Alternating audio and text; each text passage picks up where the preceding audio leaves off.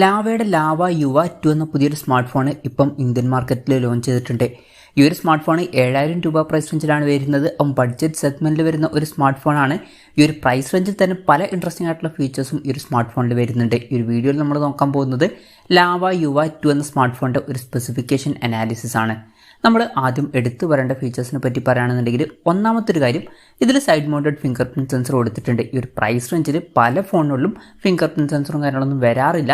Even വന്നാൽ തന്നെ finger print sensor ഫോണിന്റെ ബാക്കിലാണ് വരാറ്. എന്നാൽ ഈ ഫോണിൽ ഈ ഒരു പ്രൈസ് റേഞ്ചിൽ തന്നെ side mounted finger print sensor കൊടുത്തിട്ടുണ്ട്. അപ്പം അത് എടുത്തു വരേണ്ട ഒരു കാര്യമാണ്. പിന്നെ പറയേണ്ട മറ്റൊരു കാര്യം, ഗ്ലാസ് ബാക്ക് ബോഡിയും കാര്യങ്ങളൊക്കെ ഈ ഫോണിൽ വരുന്നുണ്ട്. ഈ ഒരു പ്രൈസ് റേഞ്ചിൽ എന്നല്ല, ഇതിനേക്കാൾ കൂടിയ ഒരു പ്രൈസ് റേഞ്ചിൽ വരെ നമുക്ക് ഗ്ലാസ് ബാക്ക് ബോഡി അധികം കിട്ടാറില്ല. അപ്പം ഈ ഒരു പ്രൈസ് റേഞ്ചിൽ ഗ്ലാസ് ബാക്ക് ബോഡി വരുന്നു എന്നുള്ളത് എടുത്തു പറയേണ്ട ഒരു കാര്യം തന്നെയാണ്. പിന്നെ എടുത്തു പറയേണ്ട മറ്റൊരു കാര്യം പ്രോസസ്സറാണ്. unisoc T606 എന്ന പ്രോസസ്സർ ഈ ഫോണിൽ കൊടുത്തിട്ടുണ്ട്. ഈ ഒരു പ്രൈസ് റേഞ്ചിൽ ഇത് അത്യാവശ്യം നല്ലൊരു പ്രോസസ്സർ തന്നെയാണ്. അപ്പം നല്ലൊരു പ്രോസസ്സറും ഇതിൽ വരുന്നുണ്ട്. പിന്നെ ഈ ഫോണിൽ 7000 രൂപ പ്രൈസ് റേഞ്ചിൽ തന്നെ നമുക്ക് 64 GB ഇന്റേണൽ കിട്ടുന്നുണ്ട്. ആ ഒരു പ്രൈസ് റേഞ്ചിൽ പലപ്പോഴും 32 GB ഇന്റേണലൊക്കെയാണ് വരാറ്. അപ്പം 64 GB ഇന്റേണൽ വരുന്നു എന്നുള്ളത് എടുത്തു പറയേണ്ട ഒരു കാര്യം തന്നെയാണ്. അതുപോലെ തന്നെ UFS 2.2 സ്റ്റോറേജ് ടൈപ്പും ഈ ഫോണിൽ കൊടുത്തിട്ടുണ്ട്. 7000 രൂപ പ്രൈസ് റേഞ്ചിലൊക്കെ eMMC സ്റ്റോറേജ് ടൈപ്പാണ് നമുക്ക് സാധാരണ കിട്ടാറ്. പക്ഷേ UFS 2.2 സ്റ്റോറേജ് ടൈപ്പ് ഇതിൽ വരുന്നുണ്ട്.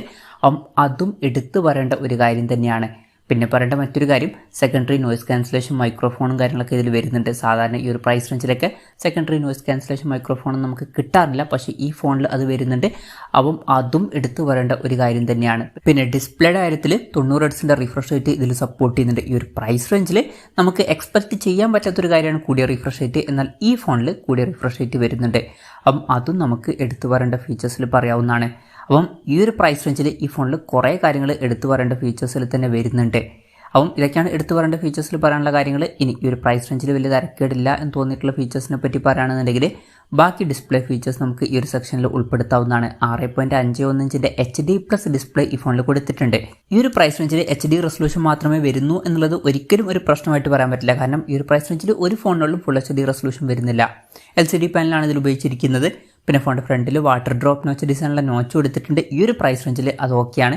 ഈ ഒരു പ്രൈസ് റേഞ്ചിൽ മിക്ക ഫോണുകളിലും വാട്ടർ ഡ്രോപ്പ് നോച്ച് ഡിസൈനുള്ള നോച്ച് തന്നെയാണ് വരുന്നത്. അപ്പോൾ ഡിസ്പ്ലേ ഫീച്ചേഴ്സ് നമ്മൾ മൊത്തത്തിൽ നോക്കുമ്പോൾ എടുത്തു പറയേണ്ട ഫീച്ചേഴ്സിൽ ഉൾപ്പെടുത്താവുന്നതാണ്. കാരണം 90 Hz റിഫ്രഷ് റേറ്റ് ഇതിൽ സപ്പോർട്ട് ചെയ്യുന്നുണ്ട്. ഫോണിൻ്റെ വെയിറ്റ് വരുന്നത് 202 ഗ്രാമാണ്. തിക്നെസ് വരുന്നത് 8.7 mm ആണ്. ഈ ഫോണിൻ്റെ ഗ്ലാസ് ബ്ലൂ, ഗ്ലാസ് ഗ്രീൻ, അതുപോലെ തന്നെ ഗ്ലാസ് ലെവൻഡർ എന്നിങ്ങനെ 3 കളർ വേരിയൻസ് ആണ് ഇപ്പം ഇന്ത്യൻ മാർക്കറ്റിൽ ലോഞ്ച് ചെയ്തിരിക്കുന്നത്. ഈ ഒരു ഫോണിൽ 5G സപ്പോർട്ട് ചെയ്യുന്നില്ല, മാക്സിമം 4G സപ്പോർട്ടാണ് വരുന്നത്. പക്ഷേ ഈ ഒരു പ്രൈസ് റേഞ്ചിൽ ഇപ്പം നമുക്ക് 5G ഫോൺ എക്സ്പെക്ട് ചെയ്യാൻ പറ്റില്ല. പിന്നെ ഈ ഫോണിൻ്റെ ബേസ് വേരിയൻറ്റിൽ 3 GB റാമാണ് കൊടുത്തിരിക്കുന്നത്. നേരത്തെ പറഞ്ഞ പോലെ തന്നെ ഇതിൻ്റെ കൂടെ 64 GB ഇന്റേണലും വരുന്നുണ്ട്. ഈ ഒരു വെർഷൻ മാത്രമേ ഇപ്പം ഇന്ത്യൻ മാർക്കറ്റിൽ ലോഞ്ച് ചെയ്തിട്ടുള്ളൂ. വേറെ വെർഷനൊന്നും ഇപ്പം ലോഞ്ച് ചെയ്തിട്ടില്ല. LPDDR4Xന്റെ റാം ഇതിൽ കൊടുത്തിട്ടുണ്ട്. മെമ്മറി എക്സ്പാൻഡ് ചെയ്യണമെന്നുണ്ടെങ്കിൽ മെമ്മറി കാർഡ് സ്ലോട്ട് ഈ ഫോണിൽ വരുന്നുണ്ട്. 512 GB വരെ മെമ്മറി എക്സ്പാൻഡ് ചെയ്യാവുന്നതാണ്. വെർച്വൽ റാം എന്നുള്ള ഫീച്ചർ ഇതിൽ വരുന്നുണ്ട്. അതായത് എക്സ്ട്രാ റാം വേണ്ട സമയത്ത് ഇന്റേണൽ മെമ്മറിയിൽ നിന്ന് കുറച്ച് മെമ്മറി എടുത്തിട്ട് അത് റാമായിട്ട് യൂസ് ചെയ്യും. അങ്ങനെ 3 GB റാം വരെ എക്സ്ട്രാ നമുക്ക് ലഭിക്കുന്നതായിരിക്കും. സിംഗിൾ സ്പീക്കറാണ് ഈ ഫോണിൽ കൊടുത്തിരിക്കുന്നത്. ഈ ഒരു പ്രൈസ് റേഞ്ചിൽ അത് ഓക്കെയാണ്. ഈ ഒരു പ്രൈസ് റേഞ്ചിൽ ഒരു ഫോണിനുള്ളിലും നമുക്ക് സ്റ്റീരിയോ സ്പീക്കേഴ്സ് ഒന്നും കിട്ടുന്നില്ല. 3.5 mm ഓഡിയോ ജാക്ക് ഈ ഫോണിൽ വരുന്നുണ്ട്. പിന്നെ ആൻഡ്രോയിഡ് 12 ബേസ് ആയിട്ടുള്ള സോഫ്റ്റ്വെയർ ആണ് ഈ ഫോണിൽ വരുന്നത്. ഈ ഒരു ടൈമിലൊക്കെ ലോഞ്ച് ചെയ്യുന്ന ഒരു ഫോണിൽ ആൻഡ്രോയിഡ് 13 ബേസ് ആയിട്ടുള്ള സോഫ്റ്റ്വെയർ ഉണ്ടായിരുന്നെങ്കിൽ കുറച്ചും കൂടി നന്നായേനെ. എന്നാലും ഈ ഒരു ഫോൺ 7000 രൂപ പ്രൈസ് റേഞ്ചിലാണ് വരുന്നത്. അതുകൊണ്ട് തന്നെ അത് വലിയൊരു കംപ്ലൈൻറ്റ് ആയിട്ട് പറയുന്നില്ല. പിന്നെ സോഫ്റ്റ്വെയറിൽ കാര്യമായിട്ട് ബ്ലോട്ട്വേഴ്സ് ഒന്നും ഉണ്ടാവില്ല. അതുപോലെ തന്നെ സോഫ്റ്റ്വെയറിൽ പരസ്യം വരുന്ന പ്രശ്നം ഉണ്ടാവില്ല. ഈ ഒരു ഫോണിൽ ഒരു കൊല്ലത്തെ OS അപ്ഡേറ്റും കാര്യങ്ങളൊക്കെ ലഭിക്കുന്നതായിരിക്കും. അതായത് ആൻഡ്രോയിഡ് 13 അപ്ഡേറ്റ് ഇതിൽ ലഭിക്കും. അതുകൂടാതെ 2 കൊല്ലത്തെ സെക്യൂരിറ്റി അപ്ഡേറ്റ്സും ഇതിൽ ലഭിക്കുന്നതായിരിക്കും. ക്യാമറയുടെ കാര്യം പറയുകയാണെന്നുണ്ടെങ്കിൽ ഫോണിൻ്റെ പിന്നിൽ ഡ്യുവൽ ക്യാമറ സെറ്റപ്പ് കൊടുത്തിട്ടുണ്ട്. 13 MP മെയിൻ ക്യാമറ സെൻസർ ഈ ഫോണിൽ വരുന്നുണ്ട്. പിന്നെ രണ്ടാമത് ഒരു VGA ലെൻസും കൊടുത്തിട്ടുണ്ട്. ഫ്രണ്ടിൽ 5 MP സെൽഫി ക്യാമറയാണ് കൊടുത്തിരിക്കുന്നത്. ബാറ്ററിയുടെ കാര്യം പറയുകയാണെന്നുണ്ടെങ്കിൽ 5000 mAh ബാറ്ററി കൊടുത്തിട്ടുണ്ട്. ഫാസ്റ്റ് ചാർജ് സപ്പോർട്ട് ചെയ്യുന്നില്ല. 10 വാട്ടിൻ്റെ ചാർജിങ് സ്പീഡാണ് ഇതിൽ വരുന്നത്. ഈ ഒരു പ്രൈസ് റേഞ്ചിൽ അധികം ഫോണുകളിലൊന്നും ഫാസ്റ്റ് ചാർജ് സപ്പോർട്ട് വരുന്നില്ല. അതുകൊണ്ട് തന്നെ ഫാസ്റ്റ് ചാർജ് സപ്പോർട്ട് ഇല്ലാത്തത് ഒരു പ്രശ്നമായിട്ട് ഒരിക്കലും പറയാൻ പറ്റില്ല ഈ ഒരു പ്രൈസ് റേഞ്ചിൽ. പിന്നെ Type-C ചാർജിംഗ് പോർട്ട് ഇതിൽ കൊടുത്തിട്ടുണ്ട്. അത് നല്ലൊരു കാര്യം തന്നെയാണ്. പല ബ്രാൻഡുകളും ഈ ഒരു പ്രൈസ് റേഞ്ചിൽ മൈക്രോ USB ചാർജിംഗ് പോർട്ടൊക്കെയാണ് ഉപയോഗിക്കുന്നത്. അത് വെച്ച് നോക്കുമ്പോൾ ഈ ഒരു പ്രൈസ് റേഞ്ചിൽ Type-C ചാർജിംഗ് പോർട്ട് കൊടുത്തു എന്നുള്ളത് നല്ലൊരു കാര്യം തന്നെയാണ്.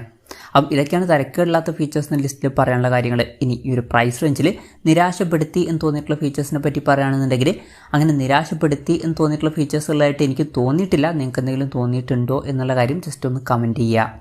അപ്പം ഇതൊക്കെയാണ് മൊത്തത്തിൽ ഫീച്ചേഴ്സിനെ പറ്റി പറയാനുള്ള കാര്യങ്ങൾ. ഇനി വിലയുടെ കാര്യം പറയുകയാണെന്നുണ്ടെങ്കിൽ ഈ ഫോണിൻ്റെ ഇന്ത്യയിലെ വില വരുന്നത് 6999 രൂപയാണ്. എന്തായാലും ഓവറോൾ നോക്കുകയാണെന്നുണ്ടെങ്കിൽ ഈ ഒരു പ്രൈസ് റേഞ്ചിൽ ഈ ഫോണിൽ വളരെ മികച്ച ഫീച്ചേഴ്സ് വരുന്നതായിട്ടാണ് എനിക്ക് തോന്നിയിട്ടുള്ളത്. അത്യാവശ്യം നല്ലൊരു പ്രോസസ്സർ കൊടുത്തിട്ടുണ്ട്, UFS 2.2 സ്റ്റോറേജ് ടൈപ്പ് കൊടുത്തിട്ടുണ്ട്, അതുപോലെ തന്നെ 64 GB ഇൻറ്റേർണലൊക്കെ വരുന്നുണ്ട്. പിന്നെ ഡിസ്പ്ലേയിൽ കൂടിയ റിഫ്രഷ് റേറ്റും ഗ്ലാസ് ബാക്ക് ബോഡിയും ഒക്കെ ഇതിൽ വരുന്നുണ്ട്. പിന്നെ കോൾ ക്വാളിറ്റി ഒക്കെ ഒന്നും കൂടി ബെറ്റർ ആക്കാൻ വേണ്ടിയിട്ട് സെക്കൻഡറി നോയ്സ് ക്യാൻസലേഷൻ മൈക്രോഫോൺ ഒക്കെ ഇതിൽ വരുന്നുണ്ട്. ബാക്കി ഫീച്ചേഴ്സും വലിയ തിരക്കുകളില്ലാത്ത നല്ല ഫീച്ചേഴ്സൊക്കെ തന്നെയാണ്, ഒന്നും മോശമാണ് എന്ന് പറയാൻ പറ്റിയിട്ടുള്ള ഫീച്ചേഴ്സൊന്നും ഇല്ല. അപ്പം ഈ ഒരു പ്രൈസ് റേഞ്ചിൽ ഇത് വളരെ മികച്ചൊരു ഫോണായിട്ടാണ് എനിക്ക് തോന്നിയിട്ടുള്ളത്. ഇപ്പം 7000 രൂപ പ്രൈസ് റേഞ്ചിലൊക്കെ നിങ്ങൾ ഒരു ഫോൺ എടുക്കാനിരിക്കുകയാണെന്നുണ്ടെങ്കിൽ ഈ ഒരു ഫോൺ തീർച്ചയായിട്ടും കൺസിഡർ ചെയ്യാം എന്നാണ് എനിക്ക് തോന്നിയിട്ടുള്ളത്. എന്തായാലും ഈ ഒരു ഫോണിനെ പറ്റിയിട്ടുള്ള നിങ്ങളുടെ അഭിപ്രായം ജസ്റ്റ് ഒന്ന് കമൻറ്റ് ചെയ്യുക.